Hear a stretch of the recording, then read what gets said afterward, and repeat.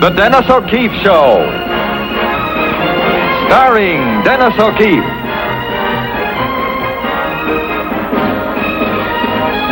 In All Around Town. Also starring Hope Emerson, Ricky Kelman, Eloise Hart, Eddie Ryder.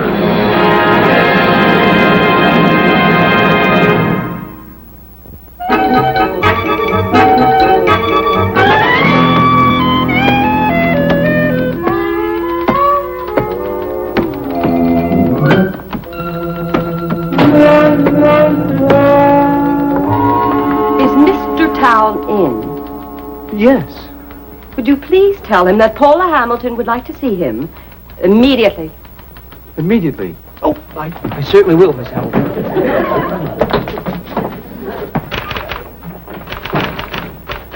Hal, put on your coat. What for? I'm quite comfortable the way I am. You can't let her see you in your shirt sleeves? That would never do. Can't let who see me? My shirt. Up. Oh, this coat needs a pressing. We just don't have time. Well, Elliot, right here. What are you so panicked about? Now, please. Oh, that tie. Well, what's the matter with it? Who's out there, Elliot? The Queen of England? Paula Hamilton. Paula Hamilton? Well, what's that social butterfly doing around here? I don't know, but it must be important. Anyone whose father owns a steamship line in half of New York didn't come here to pass the time of day. Well, if you don't mind, Elliot, would you just please go tell her that I'm out? Tell her that I've left, that I'm out riding to the hounds. That ought to do it. Oh, Hal, you can't just slough off Paula Hamilton.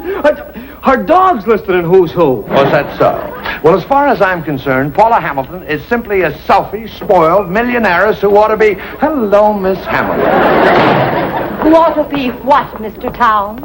Well, who ought to be shown right in? Elliot, why didn't you tell me, Miss Hamilton? Mr. Town, how dare you print in your column that I am engaged to Webley Roberts IV? Well, it just so happens that that's what Webley told me. And that 10-carat engagement ring that he gave you made me somehow think that you might be more than just pen pals. I gave him that ring back. I wouldn't marry that supercilious polo monkey if he were the last man on earth. Oh, and so another Romeo bites the dust. Let me see, Miss Hamilton. Is that the 6th engagement you've broken this year? Or maybe it's the 7th? I didn't come here to discuss my personal life with you, Mr. Town. Now, you either retract that item or my father will deal with you. And you might just end up with no column at all. Oh, Miss Hamilton, you never should have tried to intimidate me. Evidently, you're not aware of how powerful my father is. Oh, yes, I am. Yes, I know how powerful your father is. I know how influential he is. I know how successful he's been at everything that he's ever tried except raising a daughter. He should have given you fewer yachts and more spankings. And it's about time that you learned that there's more to life than dancing to Lester Lannon. Nobody's ever spoken to me like that before. Not even my father. All the men I know are so wishy-washy. When Paula walked into that office, the temperature dropped about 30 degrees. I had to get out, Karen. I had to get out. I couldn't stand to watch the slaughter.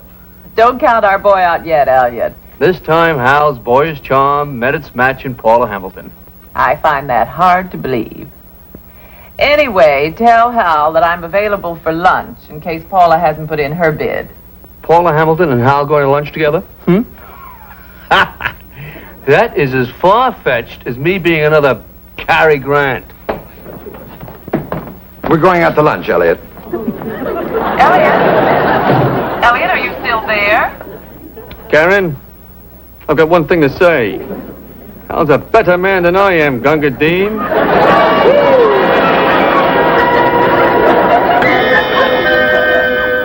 Well, Elliot, if he does come back to the office, will you please tell him that Randy and I are waiting for him for dinner? Yes. Well, all right. You know, Elliot says he hasn't heard from your father since he left for lunch with Paula Hamilton. Lunch? You sure must be a slow eater. Imagine your father out with one of the richest women in the world. She is? Uh-huh. I hope Dad plays it smart and lets her pick up the check. Don't be so mercenary. Well... Okay, hold your fire. I know I'm late, but I demand a jury trial. Hi, Dad. Hi, Randy. Randy, this is Miss Hamilton. Hi, Miss Hamilton. Oh, you shouldn't shake hands with ladies, dear. Just gentlemen. Oh. In that case, how do you do? And this is Sarge. How do you do? How do you do, Miss Hamilton? Randy, we had lunch on Miss Hamilton's yacht. Cruised up and down the coast all afternoon. It was just great. Gee, you on a yacht? Yes, dear. Oh, my, somebody forgot to comb his hair. Is that, well, yes, it just won't stay calm, will it, fella? Have you had dinner, Henry? No, we haven't. Paula wanted to meet my family, so I invited her to eat with us. Well, I don't know what kind of shape the lamb chops are in. They've been ready for a half hour. Oh, they'll be fine. Oh, will you taste the cooking? You allow her to call you Henry? Well, sure, it's my real name. Well, isn't that a little presumptuous of a housekeeper? Oh, Sarge isn't the housekeeper. She's part of the family. Yes, a very important part, too. Well, I guess we better sit down. Sarge always likes us to be ready when she serves. Doesn't Sarge bake the greatest apple pie you ever tasted? Delicious. Well, if you think this is good, you ought to try her pineapple upside-down cake. Yeah. Randy, when I was a little girl, I was always taught that children should not speak unless they're spoken to. Well, don't you feel that was overdoing it a little? Oh, not at all. If a child isn't properly disciplined at an early age, he might get out of hand. Oh, well, I'm all for discipline, but, well, here we kind of feel that the dining table is a good place for the family to hear each other out. I like Randy to express himself. Oh, absolutely. But there is a proper time and place for it. May I make another observation? Well, sure. A little gentleman like Randy should never come to the dinner table without his tie and jacket on. Well, Randy usually wears a tie and jacket when we have company, but we didn't know that you were coming. Oh, I'm so sorry, Henry. Should I put a tie and coat on, Dad? Oh, no, of course not, Randy. I shouldn't have interfered. I'd like to be excused. I want to go into the kitchen and compliment Sarge on her dinner. Oh, yes, we should like that.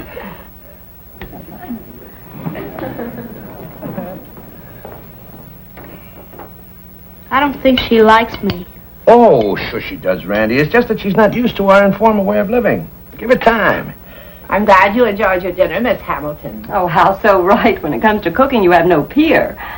May I be frank with you for a moment? Being a widower, Hal's given you a free rein in running the house. And I've done a good job, if I do say so. I'm sure you have. But you mustn't forget that you're employed by Mr. Town, and you shouldn't take advantage of your position. Take advantage? Oh, like calling him Henry. Serving without wearing the proper uniform. It's really not fair to him. Well, now, I'm sure that Henry doesn't object. I mean, Mr. Town. But he might, you see, in the future. Because I am going to introduce him to the right people. And Hal will be entertaining them in his home. No, I know you don't want to embarrass him in front of his friends by your little informality. Hey, what's going on out here? Oh, Sarge and I were just getting acquainted. Oh, good. Oh, darling, we're going to be late. Wally and Babs will be waiting for us at the club. Oh, yes, of course. Good night, Sarge. Good night. Good night, Randy, dear. I've got a hunch you're going to be seeing a lot more of Paula.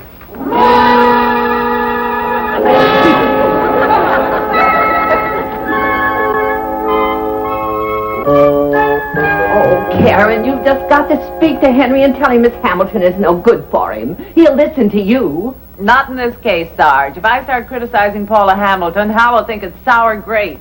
Yeah, but this is war. Look, I don't like the idea of being knocked out of the box by Paula, but what can I do? Well, I'm not sticking around any place where I don't have freedom of speech. I think I'll run away. And I'll run away with you. Let's not desert the ship yet. Hal's just dazzled by high society. He'll soon discover he's on the wrong planet and come back to Earth. And we'll all be in business again. Convinced? Good. Now convince me.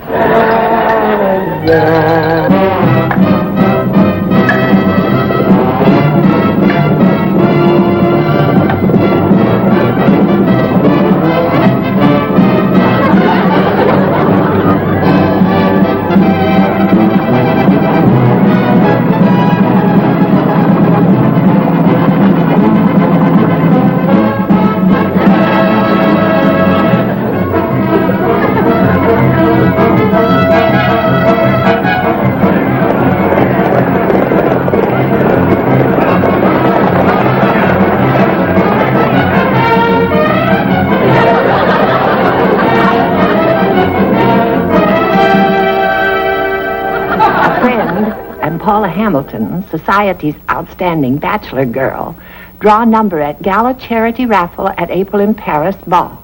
How come they always call Dad a friend? Probably because they've never seen his face before. Sarge, do you think running around with Miss Hamilton and her society friends is going to change, Dad? Oh, of course not. Your father's much too level-headed to... Strike out that answer.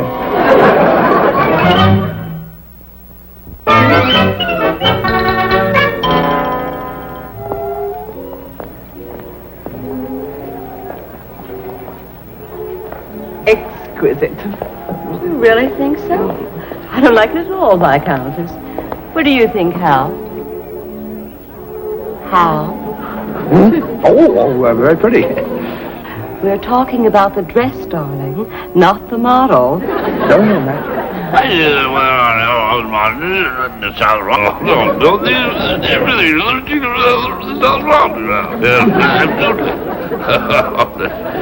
What did he say? Lord Haverstock was saying that the weather here reminds him of the Riviera. Don't you agree?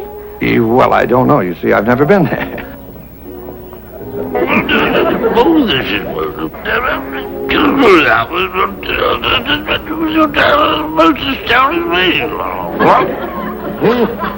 Is that a fact? Yeah. Mr. Town, do you play polo? No, I don't. You don't. And he doesn't do the review. Most amazing, astounding work. Did I say something wrong? It's all right, darling.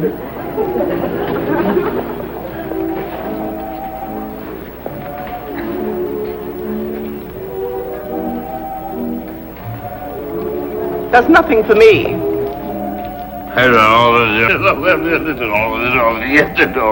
Oh, yes, this time I'm with you, Lord Haverstock. Lord Haverstock was asking you a question, darling.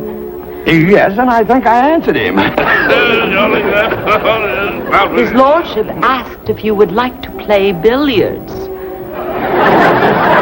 He did? Yes, I'll take you on for a game or two. Well, I just warn you, I'm one of the billion pages of Mrs. Johnny.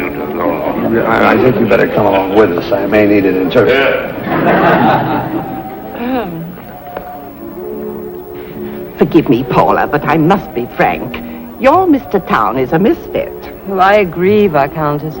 He's even beginning to bore me. Then why are you wasting so much time with him? I'm not wasting time. I am building Mr. Town up for a very big letdown. I'm afraid I don't follow you, dear. Well, from the day I met Hal Town, he's aggravated me, playing the superior, self-righteous man. I decided there and then to inflate his ego like a balloon, and then pop it. Why doesn't Hal stay on his own side of the tracks? Karen, let's not be a poor loser. A poor loser? Hal's the only one that's going to lose in this deal.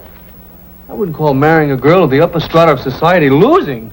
Paula has no intentions of marrying Hal any more than she had of marrying Webley Roberts IV, Philip Lawson Thomas III, or Aubrey Thornton II. He hasn't got a chance. He hasn't even got a number. Karen, you're so wrong. Oh, Karen. Meanwhile, back at the ranch... Same old Karen, huh? Always kidding. Oh, was I kidding? I thought I was being snide.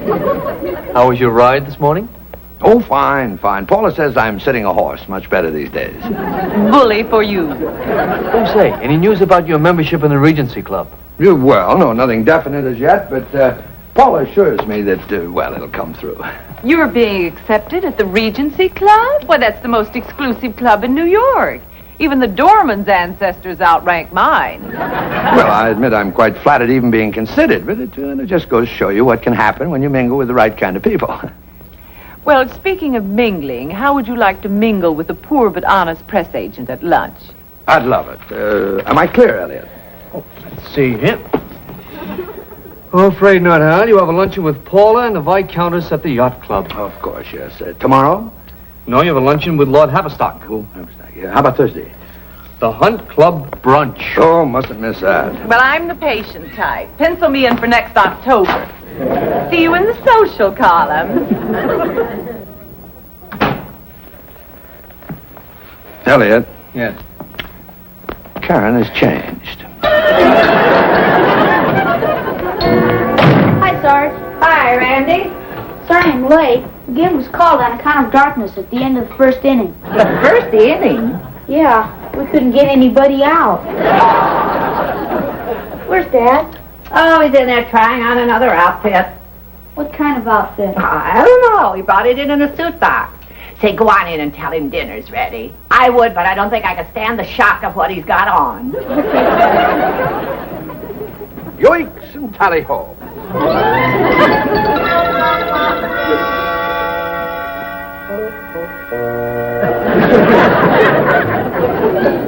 Lady Finsterwald.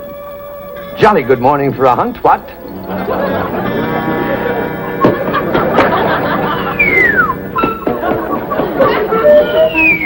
Yoicks and tally-ho.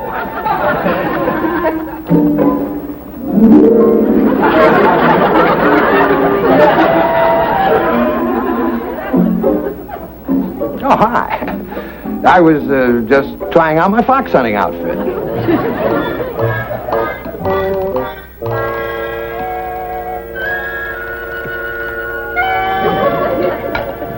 Henry, we're worried about you. Worried about me? Yes, the way you've changed. Me? Changed? Oh, ridiculous. Well, you're no fun anymore. All you think about now are fox hunts and garden parties. Or whether or not you're going to become a member of the Regency Club. They don't mean a thing to me. Take them or leave them. Especially the Regency Club. Couldn't care less. As far as I'm concerned, it's just another club. Hello. Oh, Elliot, yes. Well, I was just telling Sarge that I didn't care whether they did. They accepted me?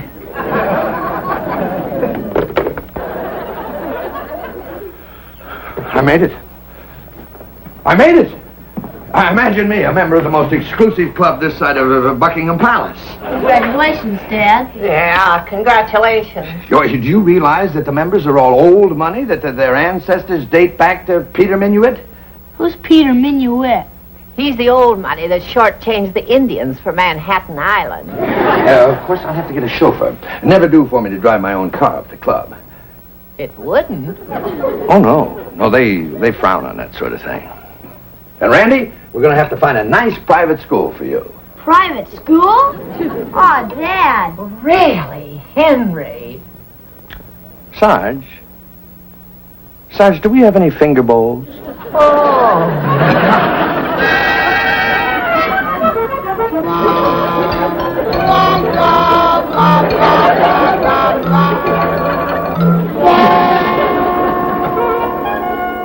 I never dreamed it would affect him this way. Chauffeurs, finger bowls, oh, brother. And now I've got to worry about a cocktail party he's giving tonight to celebrate his membership in the Regency Club. Who's he invited? Oh, the Viscountess, what's her name, and Lord Haver something, and a few relatives of Peter Minuit. Well, you can count me out. I'm resigning from the family. That makes two of us. It does, huh?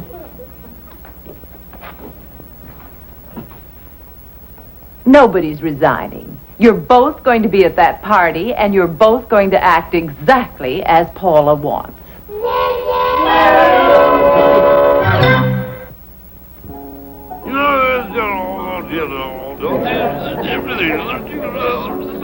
That's heavy. Where on the African building? You know, after all, old man, a gun, an elephant gun is powerful, very hard on the shoulder, all that. Thank you, my good man. And when the children all be bad, and all that sort of stuff. and that was the end of it. Oh.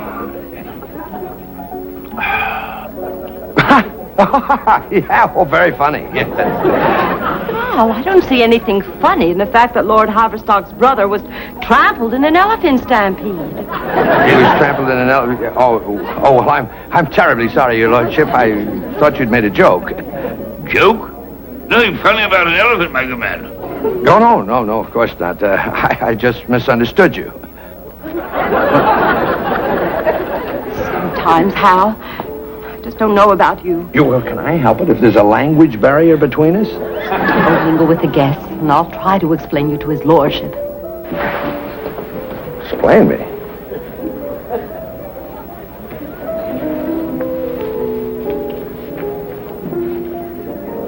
Viscountess, I see you've already met my son, Randy.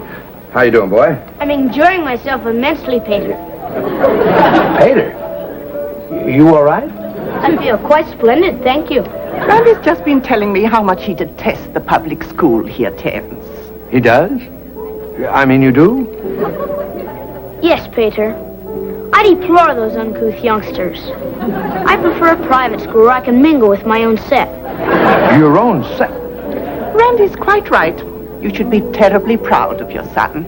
Well, right at this moment, I'm not quite sure he is my son. Charming youngster. Would you mind lighting my cigarette for Oh, me? no.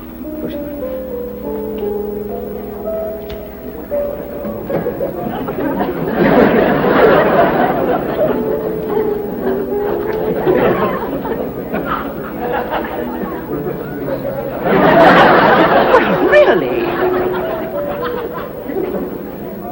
Hors d'oeuvres, ma'am. No, thank you.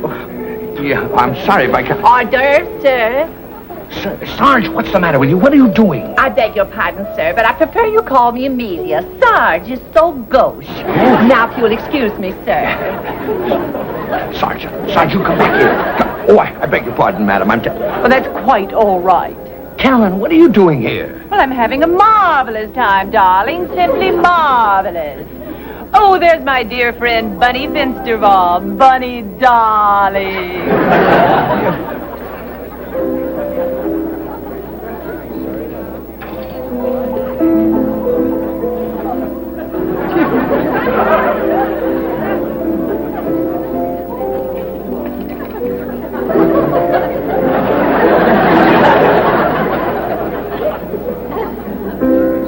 Paula, how much longer are you going to keep us in suspense?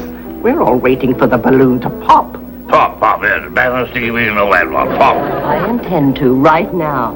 I can hardly wait to see the look on Mr. Town's face when he finds out he's not only being dropped by us, but that he never had a chance of being accepted by the Regency Club. Well, shall we end the suspense? Hal, darling, I have something to tell you. No. What is it, Paula? There's something you should know about your membership in the Regency Club. Oh, well, I'm glad you mentioned that, Paula. You see, I don't want to join the Regency Club. What? You don't want to join the Regency? No. Now, you see, tonight, two people that love me very much... Oh, I guess you can make that three people. Went to a lot of trouble to show me just what kind of a silly snob I was turning into. Oh, joining the Regency Club's all right. Riding to the hounds, or for that matter, having a lot of money. It's all just great. So long as you realize that you're a human being and treat others as if it might be just possible that they were, too. Now, just a minute. That's your trouble, Paula, and all your friends. You're not real class. You're just a bunch of phonies. You're a lot of insincere, selfish, snide snobs. You don't care about anyone except yourselves. And that's why I can't join the Regency Club. Because I'd have to take you along in the bargain. Bully for you. Here. You know, that's the first thing you've ever said that I understood? It's the first thing I've said that's been worth understanding. Well, I've never been so insulted in all my life. Let's get out of here. The old India, the counter, the pool, all smashing. What'd he say? He said he's been trying to tell you to do this for the last 2 weeks. I didn't know you were a linguist.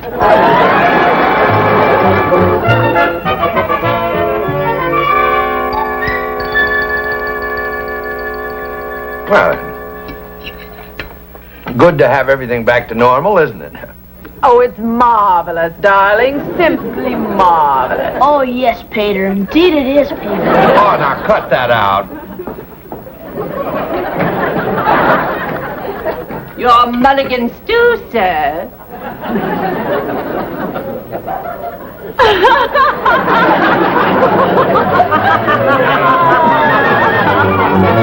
Give me your master plan.